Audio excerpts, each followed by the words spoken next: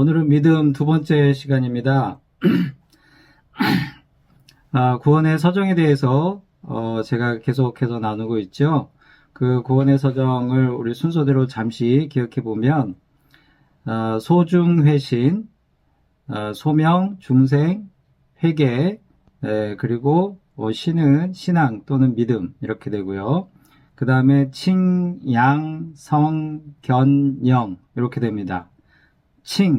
칭의이고요. 양은 하나님의 양자 삼으심, 그리고 성은 성화, 그리고 견은 성도의 견인, 성령님께서 이끌어주시는 성도의 견인, 그리고 영은 마지막에 우리가 하나님의 나라에서 누리게 될 영화가 되겠죠. 그리고 이 순서들 앞에 예정을 넣어서 이렇게 설명하기도 합니다. 지난 시간에는 회개 다음에 있는 신앙, 곧 믿음에 대해 나누었고요. 오늘도 이어서 믿음에 대해서 좀 더 나누고자 합니다.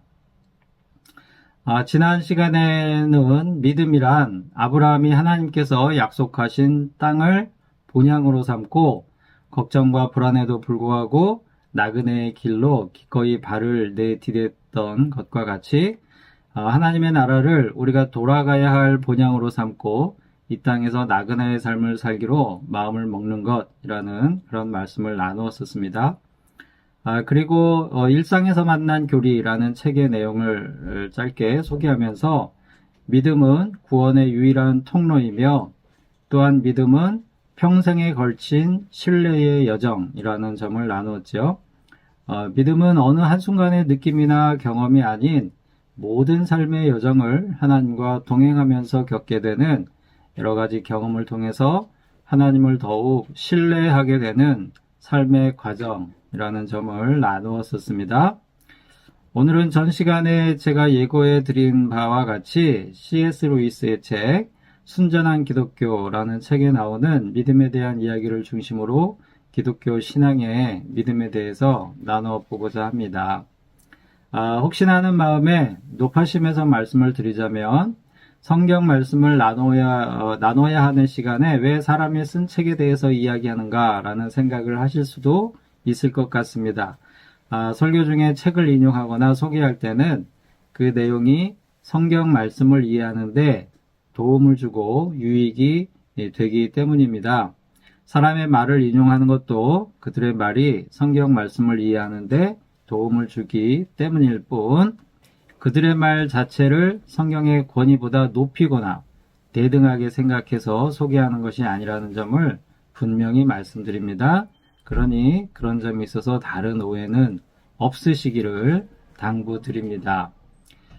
그러면 이 믿음이란 무엇인가? 라고 할 때 이 믿음이란 무엇인가? 라는 문제는 요즘 우리 교회에 우리 좋은 친구 교회의 화두인 구원이란 무엇인가? 라는 문제와 같이 여러 가지 생각을 하게 만드는 주제입니다. 제가 참여하고 있는 독서토론 모임에서도 얼마 전에 한 분이 믿음이란 무엇인가에 대한 질문을 나누었던 것을 보면 말이죠. C.S. 루이스는 믿음에 대해서 두 가지 의미로 설명하고 있습니다. 그는 먼저 믿음이 흔들리는 그런 문제를 다루고 있습니다. 우리가 믿음을 가지고 신앙생활을 시작한 다음에도 우리는 때때로 우리 자신의 믿음에 대한 확신이 흔들리는 것을 경험하곤 합니다. 그런 문제를 다루는 것인데요.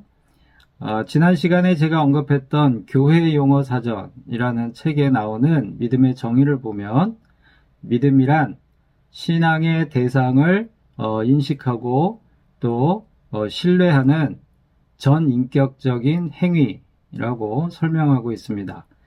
여기서 이 전인격적이다라는 말은 믿음은 단지 지적인 차원이나 또는 감정적인 정서적 차원 또는 어떤 의지의 문제, 의지의 차원의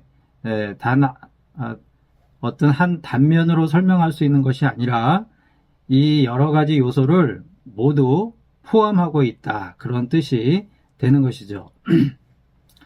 C.S. 루이스는 믿음이 흔들리는 경험을 할 때, 이 전인격적인 요소 중에 우리가 믿음이 흔들리는 경험을 할 때 그 원인으로 주로 감정의 변화, 기분, 느낌 때문에 그런 생각이 든다는 점을 지적합니다.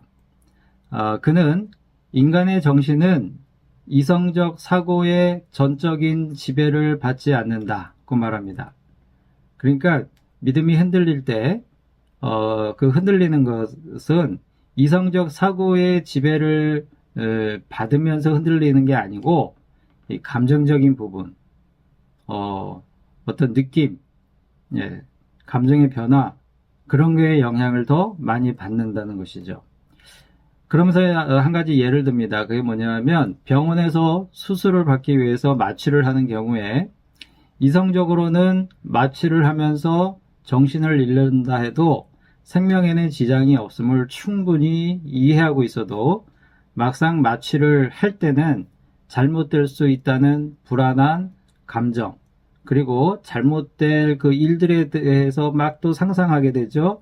그런 상상력 때문에 마취에 대한 믿음이 흔들릴 수 있다라고 하는 그런 점입니다. 이런 상황은 우리 신앙에서도 흔히 일어날 수 있습니다. 힘들고 고통스러운 경험을 할 때 머리로는 이성적으로는 성경 말씀을 알고 또 하나님의 섭리와 또 하나님의 주권과 또 하나님의 돌보심을 알지만 우리 감정은 불안과 두려움에 휩싸이고 또 슬픔과 또 외로움 이런 것들로 인해서 비틀거리죠. 그 순간에는 우리 믿음도 흔들리는 것을 경험하게 됩니다. 우리가 느끼는 그 아픔에 대한 느낌을 상쇄할 하나님의 존재하심과 사랑에 대한 느낌, 생각이 아니라 느낌을 갖지 못할 때는 더욱 그렇게 되는 것 같습니다. 그런데 대부분 이 고통의 느낌이 클 때는 하나님의 존재와 사랑을 느끼지 못하면서 이성적인 판단까지도 흐려지는 것이죠.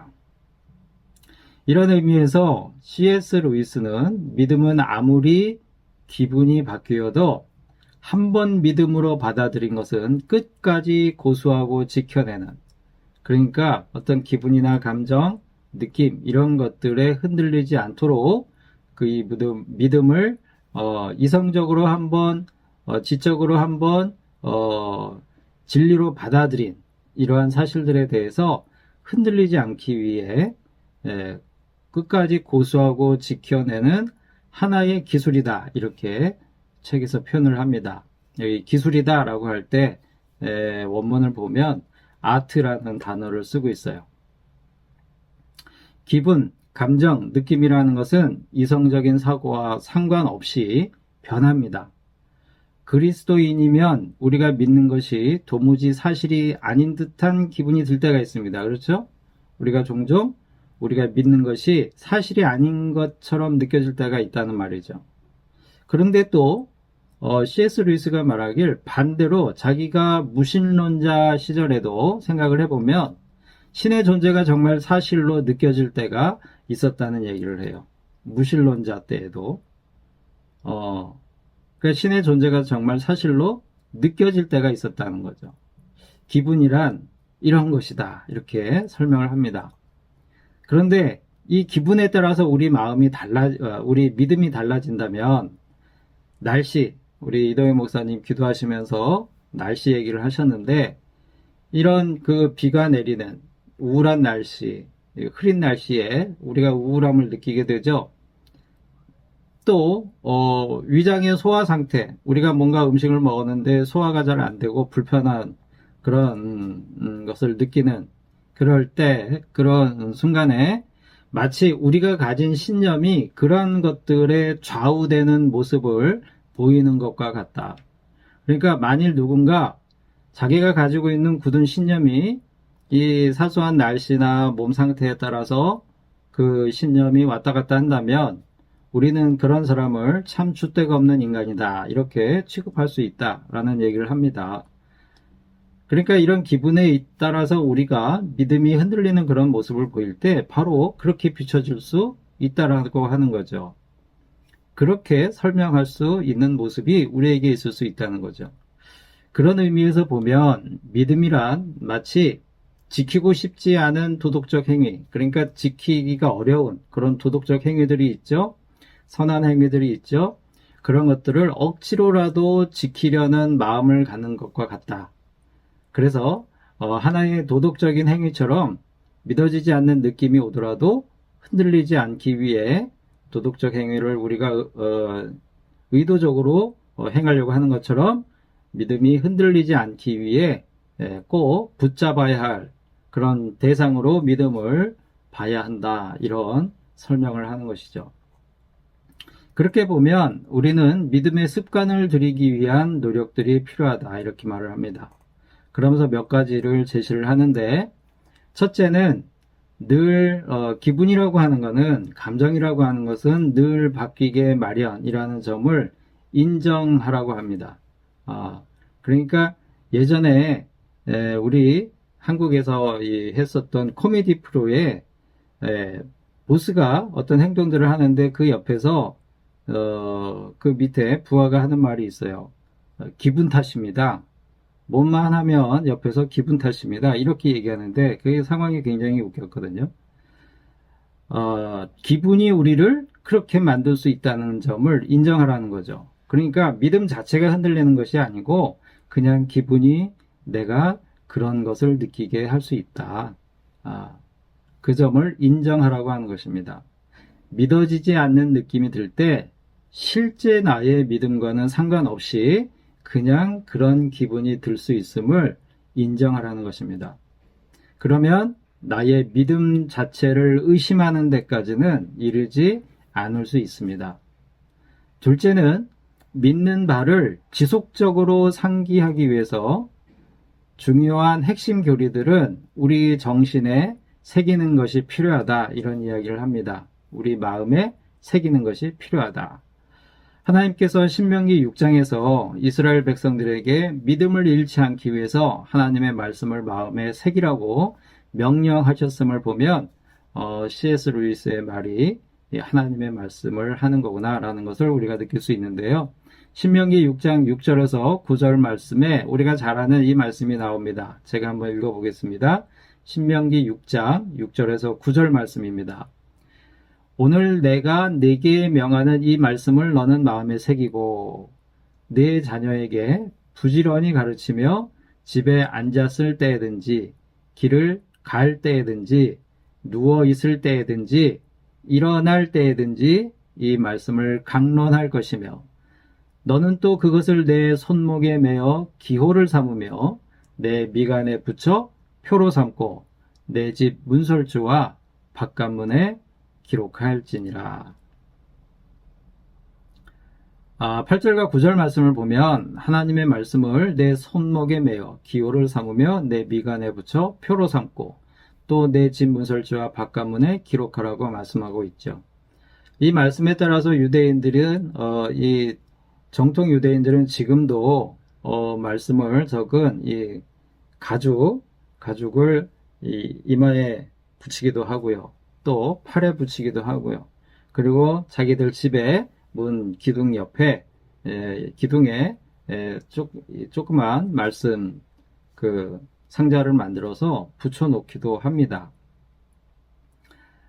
가나안 땅에 들어가서 이방 민족과 싸우면서 그들이 경험해 보지 못한 그런 두려움과 불안한 감정들, 그리고 일찍이 경험해 보지 못한 이 가나안 땅의 이방 문화의 쾌락과 또 즐거움의 감정들에 믿음이 흔들리지 않도록 하나님의 말씀을 몸에 붙여 늘 정신에 새기고 집에 드나들 때마다 문에 기록한 말씀을 보며 믿음이 흔들리지 않도록 하라는 그런 명령인 것이죠.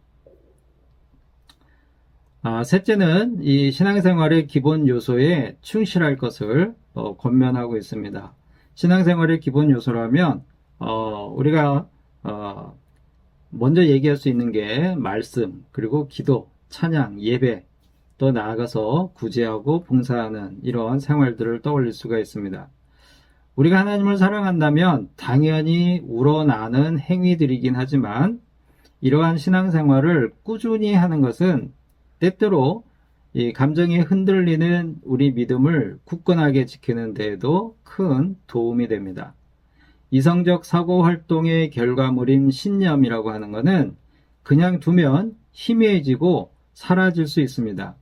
믿음을 저버리는 사람들이 만약에 믿음을 저버리는 사람들 100명이 있다고 가정을 해볼 때 그들 중에 정상적인 논쟁을 거쳐 어떤 이성적인 논쟁을 거쳐서 추론해낸 결과로 믿음을 저버리는 사람이 과연 몇 명이나 될까? C.S. 루이스가 이렇게 질문합니다. 그들 중에 대부분은 아마도 어쩌다가 기분 때문에 기분이 상하는, 기분이 흔들리는 그런 일들을 겪으면서 믿음을 잃어버리는 사람들이 대부분이 아닐까. 그러니까 믿음을 버린 100명의 사람이 있다고 가정을 할 때 그들 중 대부분은 어떤 이성적인 치열한 논쟁을 거쳐서 믿음을 잃어버리는 것이 아니라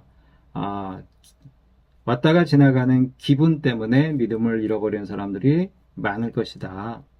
그만큼 믿음은 우리 감정을 흔들리게 한다. 그 얘기를 하는 거죠. 그럴 때 신앙생활의 기초를 쌓아놓는 것은 우리 믿음이 기분이라고 하는 것에 휘둘리는 것을 최소화해서 우리 믿음을 지켜주는 담아내는 그런 어떤 그릇 역할을 할 수 있다라고 하는 것입니다. 제가 중고등학교 시절에 신앙에 대해서 새롭게 고민하는 과정에서 이 본질적인 것들을 이렇게 막 생각했었던 시절이 있는데 그때 신앙의 어떤 형식적인 것들에 대해서 이거는 본질이 아니다. 내가 진실한 마음으로 하는 것은 이거는 다 위선이다. 그런 마음에 C.S. 루이스가 말하는 이런 신앙의 아주 기본적인 요소들을 일부러 이렇게 하지 않았던 때가 있었습니다. 기도도 하지 않고 찬양도 마음 내키는데 억지로 하면 안 된다. 그런 마음에서 하지도 않고요. 그런데 나중에 깨달았던 것이 무엇이냐면 그러한 형식이라고 하는 것들이 당장은 어떤 내가 진심을 담지 못한다 하더라도 그러한 형식은 본질이라고 하는 그 내용을 담아내는 그릇이더라고요. 형식을 다 해체해 버렸을 때 정작 나중에는 그 본질적인 내용을 담아내는 그릇들이 사라져서 그러한 것들을 회복하는데 굉장히 힘들었던 그런 경험이 있습니다. 다음으로 C.S. 루이스가 믿음의 두 번째 의미를 얘기를 하는데요. 이 두 번째 의미는 믿음의 본질을 더욱더 잘 설명해 주고 있습니다. 그는 이 두 번째 의미를 이해하기 위해서는 선행되는 과정이 필요하다 이런 말을 합니다. 그것이 뭐냐면 그것은 처절한 실패를 경험하는 것입니다. 처절한 실패를 경험하는 것입니다. C.S. 루이스의 경우 그는 도덕적인 실천에서 이 도덕적인 면에서 그 실패를 느꼈습니다. 그의 책 순전한 기독교 이 책은 2차 세계대전 당시에 영국 라디오 방송에서 기독교 신앙에 대해서 연속해서 방송했었던 내용을 책으로 낸 것인데요. 그의 방송에서 그는 성경과 기독교 신앙으로 시작하지 않고요. 기독교 용어로 표현하자면 일반 계시, 즉 이성적 사고를 통해서 신의 존재를 변증해냅니다. 그 방법은 말하자면 이런 거예요. 모든 사람들은 자신과 타인의 행위에 대해서 옳다 또는 그르다, 옳고 그름의 판단을 하기 마련인데 모든 행위에 대해서 가만히 보면 우리는 그런 판단을 하면서 살고 있습니다. 그런데 그런 판단을 하는 행위 그리고 또 판단을 할 때 우리가 들이대는 기준이라고 하는 게 있죠. 이 기준이라고 하는 것이 어디에서 비롯되었는가를 추론합니다. 그러면서 절대적으로 선한 신적인 존재가 있지 않고는 우리 인간이 그런 판단을 할 수 없다에 이르게 되고요. 그가 그런 생각을 한 데는 사실은 C.S. 루이스 자신이 옳은 행위, 즉 도덕적으로 선을 행하되 완전한 선행을 행하고자 굉장히 노력했기 때문이었던 것 같습니다. 그런데 그가 도덕적으로 완벽한 선을 행하려고 하면 할수록 그는 자신이 그것을 할 수 없다는 사실에 직면해야 했다는 것이죠. 선을 행함에 있어서 결국에 그는 완전히 실패했고 파산한 것과 같은 그런 것과 다름없음을 인정할 수밖에 없었던 것입니다. 그런데 이 사실은 그로 하여금 심각한 결과에 직면하게 만듭니다. 그것은 뭐냐면 절대적으로 선한 신적 존재로부터 내려지는 심판을 내가 피할 수 없다는 그런 절망감이었습니다. 그런데 그 다음에 그가 깨달은 것이 있습니다. 그게 뭐냐면 자신의 힘과 의지로는 애초에 신을 만족시킬 만한 선한 행위를 해낼 수 없다는 사실입니다.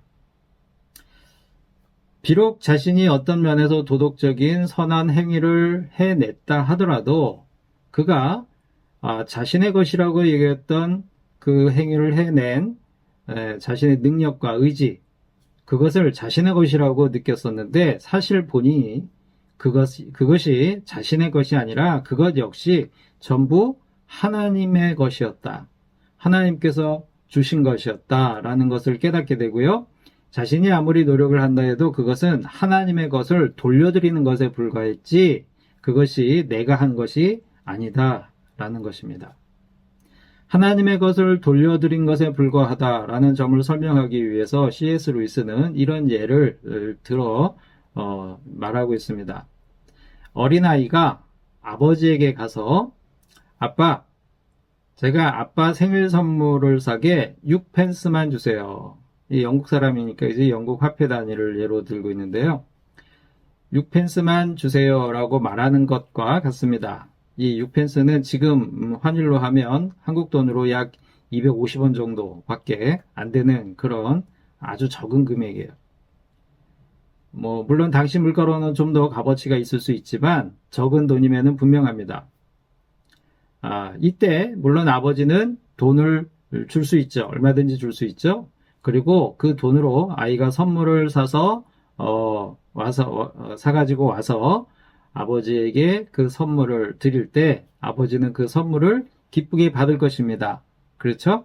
이런 일은 자녀를 키우는 부모로서는 얼마든지 숱하게 겪는 일일 수 있습니다. 자, 이때 이 아이의 행동은 아주 착하고 바른 일이다 라고 이야기할 수 있습니다. 그렇죠? 다른 말로 표현하면 굉장히 도덕적으로 선한 일을 했다 이렇게 이야기할 수 있다는 말이죠. 그런데 그렇다고 해서 이 아이가 그것을 했다고 해서 이 아이의 아버지가 그 일을 통해서 6펜스라고 하는 실질적인 이익을 얻은 것이냐? 전혀 그렇지 않다는 거죠. 만약에 누군가 이 과정을 통해서 아버지가 6펜스에 해당되는 그 금액만큼 실질적인 이득을 봤다라고 얘기를 한다면 그거는 굉장히 어리석은 그런 생각이다. 그런 표현이다. 그런 말이다. 이렇게 C.S. 루이스가 이런 예를 들고 있습니다. 이 짧은 이야기에서 아이는 아주 착하고 바른 행동을 했습니다. 하지만 그 행동 자체로 아버지가 실질적인 이익을 본 것은 없습니다. 우리 사람과 하나님의 거래가 이런 것입니다. 우리의 행위가 하나님께 실질적인 이익을 드리는 것이 전혀 없는데도 우리는 하나님으로 받은 6펜스가 원래 자기 것인 양 생각하면서 자신의 힘으로 하나님을 기쁘게 할 수 있다. 자신의 노력으로 하나님을 기쁘게 할 수 있다. 자신이 가진 것으로 하나님을 기쁘게 할 수 있다. 라는 생각을 하면서 열심히 노력을 하지요. 원래 자신의 것은 아무것도 없는데 말이죠. 인간의 행위란 이런 것입니다. 하나님이 인간에게 율법을 주실 때는 자신의 힘으로는 하나님을 만족시킬 수 없다는 점을 가르치는 게 주 목적이었습니다. 하지만 그 율법을 받은 유대인들, 특히 예수님 당시에 수많은 바리새인들 그리고 그들로부터 가르침을 받았던 수많은 이스라엘 백성들은 자신들의 힘과 노력으로 율법을 지키는 행위가 하나님을 만족시키는 조건이 될 것으로 생각했던 것입니다. 그들은 하나님과 자신의 관계가 뭔가 대등한 것을 주고받는 계약 관계인 것으로 오해하고 있었던 것입니다. 그래서 자신의 힘으로 무엇인가를 자꾸 해내려고 했죠. 안식일 계명을 하나님께서 주신 것도 사실은 우리 인간들의 힘으로, 그들 자신의 힘으로는 진정한 안식을 얻을 수 없으니 자신의 힘으로 안식을 얻으려는 일체의 행위들을 중단하고 자신의 안식이 하나님으로부터 오는 것을 기억하라는 의미인데, 그들은 안식일에 세부 규정을 만들어 놓고요, 그 규정을 자신의 힘으로 지켜내는 것이 안식을 누리는 방법이다 라고 오해를 하였던 것입니다. 그랬기 때문에 그들에게 안식을 주시는 존재, 즉 안식일의 주인 되시는 예수 그리스도를 알아보지 못했고, 오히려 예수님의 행위에 대해서 안식일을 어겼다면서 분노하였던 것이죠. C.S. 루이스도 옳고 그름을 생각하면서 자신 역시 도덕적으로 선을 행하기 위해 노력했을 테지만, 그런 노력을 하면 할수록 그가 직면한 것은 실패였습니다. 자신에게는 아무것도 남아있지 않다는 파산 상태를 절감하는 절망뿐이었다는 것입니다. 이 상태에 이르렀을 때 그는 비로소 믿음의 두 번째 의미를 깨닫습니다. 그가 이르렀던 상태가 바로 예수님께서 말씀하신 심령이 가난한 자가 되는 그런 상태였을 것입니다. 그때 그가 깨달은 것이 있는데, 그게 뭐냐면 하나님의 관심은 우리의 행동 자체에 있지 않다는 것입니다. 그는 말합니다. 하나님의 관심은 우리가 일정한 방식으로 하나님과 관계를 맺는 피조물이 되느냐에 있다. 그러니까 하나님의 관심은요, 우리의 행동이 아니라 우리가 하나님과 어떤 관계를 맺느냐, 거기에 관심이 있다는 거죠. 그렇습니다. 믿음은 하나님께 무언가를 보여드리려는 우리의 행위가 아닌 하나님께서 원하시는 방식으로 하나님과 바른 관계를 맺는 것입니다. 그런데 그 바른 관계는 하나님을 자신에게 시험을 내주시는 시험관 또는 거래 상대로 생각하는 한 그런 바른 관계는 맺을 수 없습니다. 하나님과의 바른 관계는 하나님 앞에서 나 자신은 완전히 파산한 존재임을 인정하고, 나 자신의 노력을 의지했던 상태에서 나 자신에게 완전히 절망하고 모든 것을 하나님께 맡기는 상태로 변화되는 것입니다.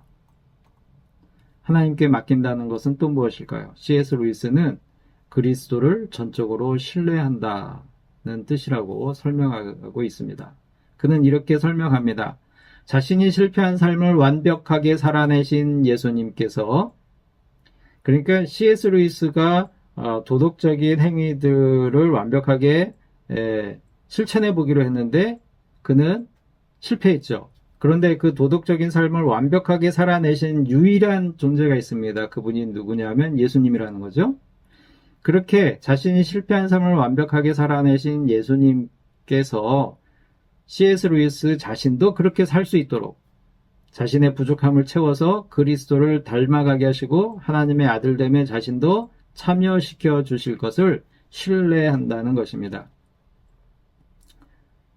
그러니까 이거는 어떤 행위를 내 힘으로 할 수 있다라는 게 아니고, 하나님을 기쁘시게 하는 일을 예수님께서 내가 그 일을 할 수 있게끔 나를 도와주신다라고 하는 그 점에서 예수님을 신뢰하고 자신의 모든 것을 예수님께 맡겨드리는 그런 것이죠. 그러면서 자신이 겪은 변화를 설명하는 것과 같은 이런 말을 합니다. 그리스도께 맡긴다는 것은 노력을 포기한다는 뜻이 아니다, 이런 말을 해요. 그러나 이때는 전과는 전혀 다른 새로운 방식으로 즉 전만큼 안달하지 않으면서 노력하게 된다, 이런 말을 또 합니다. 여러분은 이제 구원받기 위해서가 아니라 구원이 이미 시작되었기 때문에 이런 일들을 하는 것입니다 라고 우리들이 하는 행위에 대해서 설명하고 있습니다. 구원받기 위해서, 하나님을 기쁘시게 만족시킴으로 내가 뭔가를 얻기 위해서 하는 것이 아니라 이미 구원이 시작된, 하나님께서 이미 나를 구원하신 하나님과의 관계에서 이미 시작된 구원이기 때문에 내가 이런 일들, 나의 노력, 나의 행위들이 거기에서 나오게 된다, 이 말이죠. 다시 표현하면 행위에 대한 보상으로 천국에 가기를 바라서 우리가 어떤 행위들을 하는 것이 아니고 천국의 희미한 첫 빗줄기를 마음으로 우리가 이미 맛보았기 때문에 하나님과의 관계 속에서 천국의 희미한 첫 빗줄기를 마음으로 이미 맛보았기 때문에 자연히 이렇게 행동하고 싶은 마음이 생겨서 이런 일들을 하게 되었다라고 하는 자신의 변화를 소개하고 있습니다. 이 말을 하면서 그는 성경 구절을 인용하는데 그 말씀이 오늘 읽은 본문 말씀입니다. 본문 말씀을 다시 한번 읽어보겠습니다. 빌립보서 2장 12절에서 13절 말씀 제가 읽어볼게요.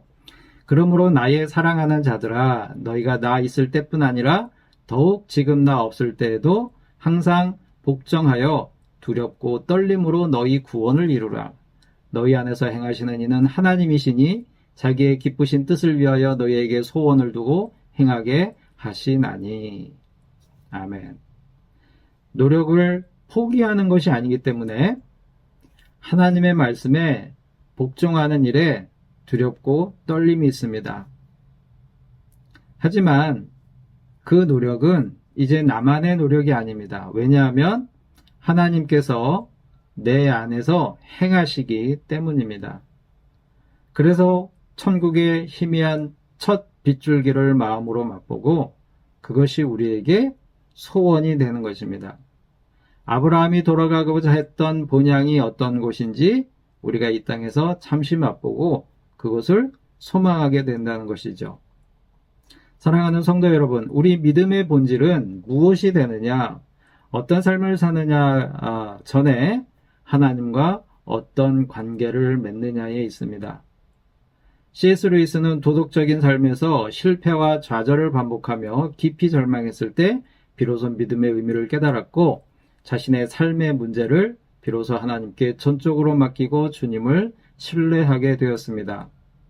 우리는 그 정도까지 C.S. 루이스만큼 도덕적인 삶에 대한 욕망을 갖지 못할 수도 있습니다. 그러한 욕구를 갖지 못할 수도 있어요. 대체로 사실 그렇죠. 우리가 도덕적 행위를 해내지 못했다고 해서 C.S. 루이스만큼은 이렇게 괴로워하는 그런 모습은 아닐 수 있어요.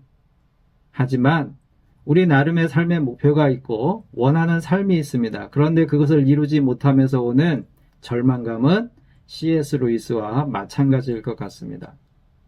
오늘 말씀은 그런 두렵고 떨리는 순간이 오면 전적으로 하나님께 맡길 것을 가르치고 있습니다. 우리 삶의 목표와 원하는 삶의 방향을 하나님께로 돌릴 것을 말씀하십니다. 그것이 우리의 본향임을 믿고 하나님께 맡긴다면 우리 안에서 행하시는 하나님을 느끼게 될 것입니다. 물론 어려움이 찾아오고 또 고통과 슬픔을 만날 때는 우리 믿음이 흔들릴 때도 있을 것입니다. 그때는 그런 감정과 기분이나 느낌에 우리 믿음이 흔들릴 수 있음을 인정하고 그 순간에 덜 흔들리기 위해서 말씀을 늘 가까이 하고 늘 기도에 힘쓰고 찬송과 예배로 주님께 대한 신뢰를 우리 마음에 새기는 일에 게을리하지 말아야겠습니다. 이런 삶의 여정 속에서 하나님께서는 하나님 나라의 평강과 기쁨이 있는 본향을 우리로 하여금 맛볼 수 있게 하실 것입니다. 그리고 그 소망이 우리 믿음을 더욱 견고하도록 해 나가실 것입니다. 하나님과 건강하고 아름다운 관계를 맺는 우리 모두가 될 수 있기를 소원합니다. 다 같이 기도하시겠습니다.